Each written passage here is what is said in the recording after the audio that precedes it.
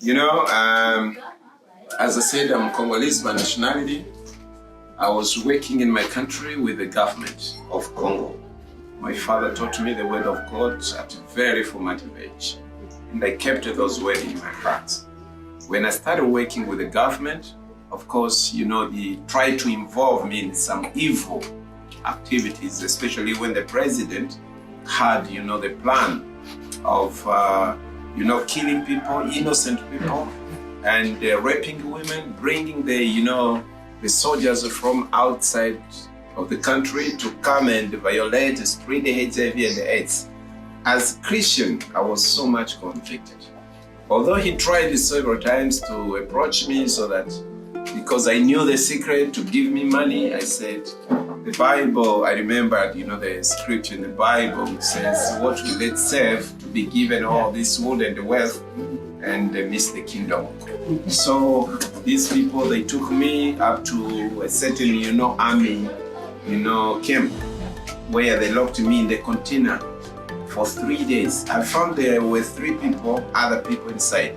For the first night, they come to open for one. I thought maybe they released that one. Then the next night again, they took another one. And then the third one, in the evening, they come to take another one. So on my side, because they did not come back, I thought maybe they are released.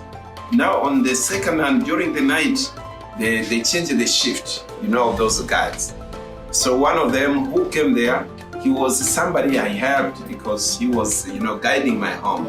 So after seeing me, then he said, no, it can't be. It's when he told me that now your friends, 3 people have been taken away, they are already killed. So tonight they are going to kill you as well. This soldier asked my contact, contact of my wife. It's when I gave the number of my wife. Then they bring phone, they phone the wife and they ask my wife if I can talk to her. So they went there. So she took all the money and they gave it to them. So they left. So then they said, when it's dark, we are coming here, we will shoot. Then if you hear the gunshot, which you don't fear, we are finding a way to release you. Then I was inside there, I had, they started shooting.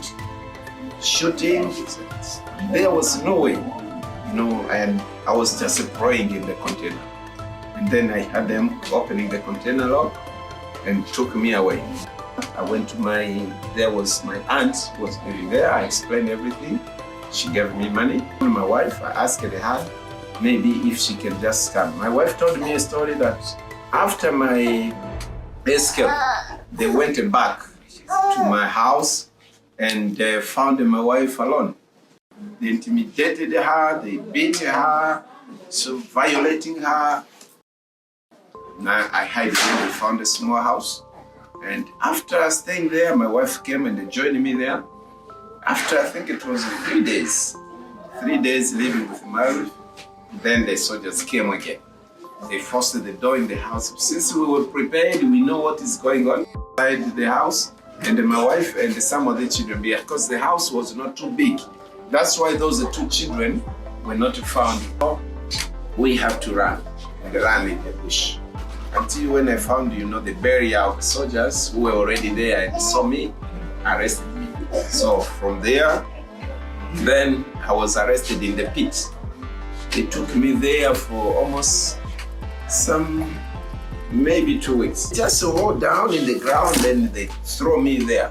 One of the days, one of them came and found me in the pit. So I didn't know there is someone who is watching over me there. So I had my small booklet, which is a good news, New Testament, which I had in the pocket.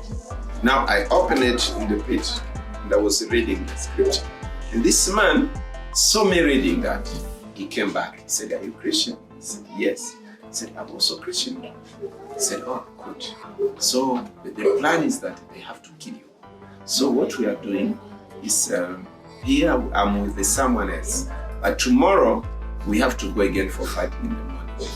Just when they go, I will tell them that I'm not going, so that I can see the way I can help you to escape. So I spent it. Rwandan soldier. That was a Rwanda soldier. His name was Mazu, Bisu or Mazu.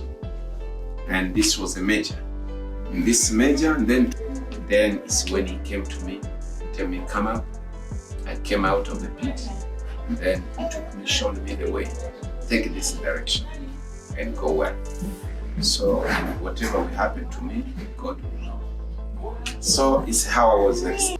I don't know where I'm going until when I found again some other soldiers. And these were my people. So they caught me as well. So they beat me severely. I was very serious with it. So they escorted me again with some other soldiers with the gun behind until when we reached where the commander is. These are the rebel forces you've got. These are the rebels.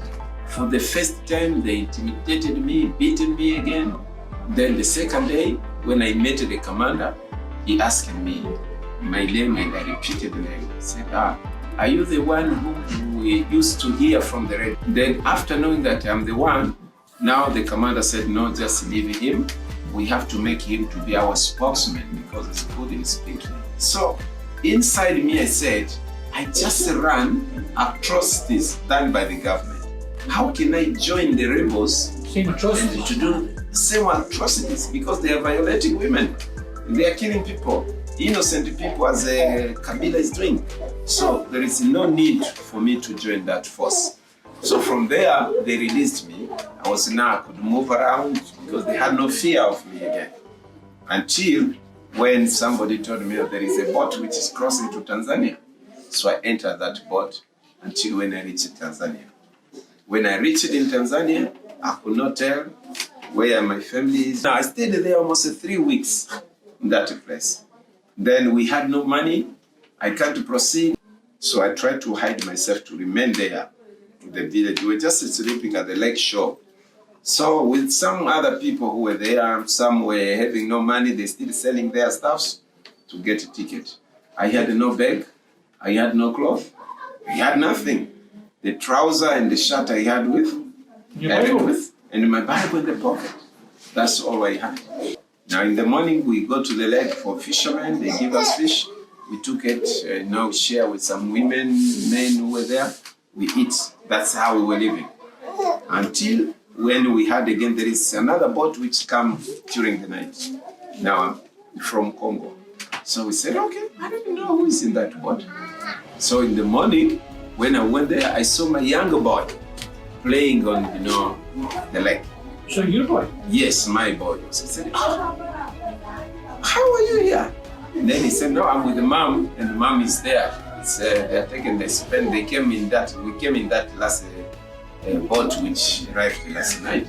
And you didn't know? I didn't know. It's when I went there, I found my wife. I'm telling you, it was horrible.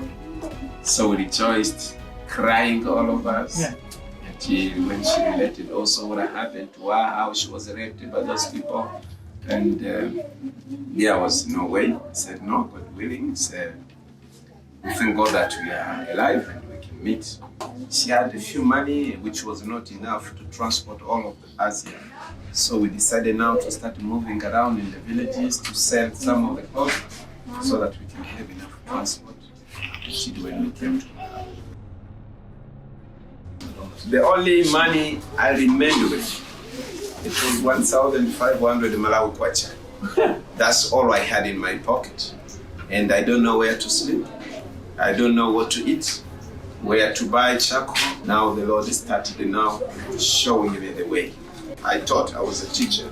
So and then this man said, no, what you can do, I can help you to get a church where you can be teaching English. Now people started to come in. So I was charging them 200 kwacha in order to get something to survive. This is how I started. Later on, we were in the church, a certain place where we were worshiping there. So we found another young man who came with the 2 children. He said, no, they are not my children. I was a soldier fighting in Congo. Then when we were fighting, we saw a certain house where 2 children were. When we entered in the house, we found that there is a dead body of a woman lying on the bed. When we tried to find, maybe there are some people who hide inside, we saw 2 children hiding under the bed. The commander said I should kill these children. So I had mercy with these children. So I decided now to escape with these children. Now reaching here, since I don't have wife, I don't know where to eat, I don't know what to do, then I have to leave with these children and go away. I said, no, don't do that. What you can do, just bring these two children and yourself every day during the lunch hours and evening supper, you come and eat in my house. And by then I had nothing. He's gone, he left without even telling me that I'm going. So I remained with these children are here. From that, I think 2012, huh?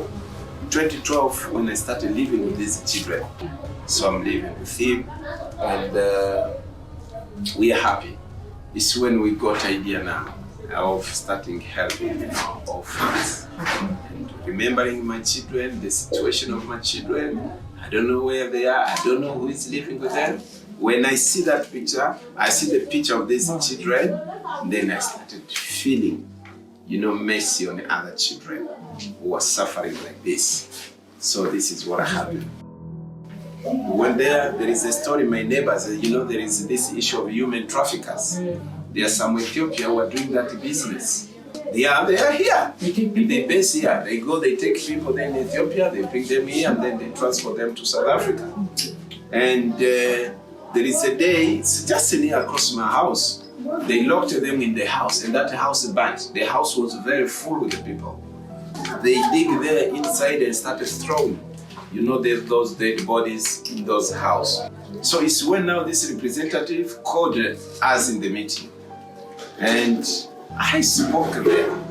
I said, I'm a man of God, and I can't hide the truth. The camp manager was a government officer in the camp. He was very unhappy.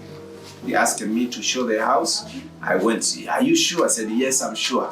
And I can tell you. And now today there is another convoy which is inside in another house again. So this camp administrator was a government officer. And he took a security officer. They took the phone and they called the police, informed even those human traffickers. And these people, police started calling me, are you sure with the information you are giving? Then I reported it to representative. Representative wrote a letter to UNHCR, circulated that I have to be resettled immediately. I have to go to be resettled to US or Canada immediately. And they started processing that. After knowing that, they removed that. The government denied that representative that he should quit out of the country. So the man was taken away, and I had no refugee status yet. Later on, that former camp manager was employed in the UNHCR office, in protection office. So I had no way again my case to proceed, because he's there and he's the one who was collaborating with these human traffickers. I was very happy to be in Malawi, and I'm still happy because it's a peaceful land and I'm here. But there is no hope, no future for my children. Suppose I die here. These children will not go home, they are not known, and they can't go elsewhere. Now, will they be Malawians? It's a bit hard, as you said, Actually, I can't go to Congo because it's the same government, it's the same people, they are there. Anytime when I reach there, I will die. Yeah, problem, when you know the truth, it's hard to keep the truth. And this is what we are called for. We were telling people along the street, they are sinners. Yeah. We know the truth that they are sinners, they are going to be punished. And if we remain, we fear these people, they will say that they are sinners, they can beat us, then we will not spread the good news. Yeah. So we have to tell the truth. Yeah. Yes, this is what we have been called for. Yeah. So that's why I could not remain quiet. I can't remain quiet. I have to speak the truth. When I'm asked to speak the truth, I cannot hide the truth.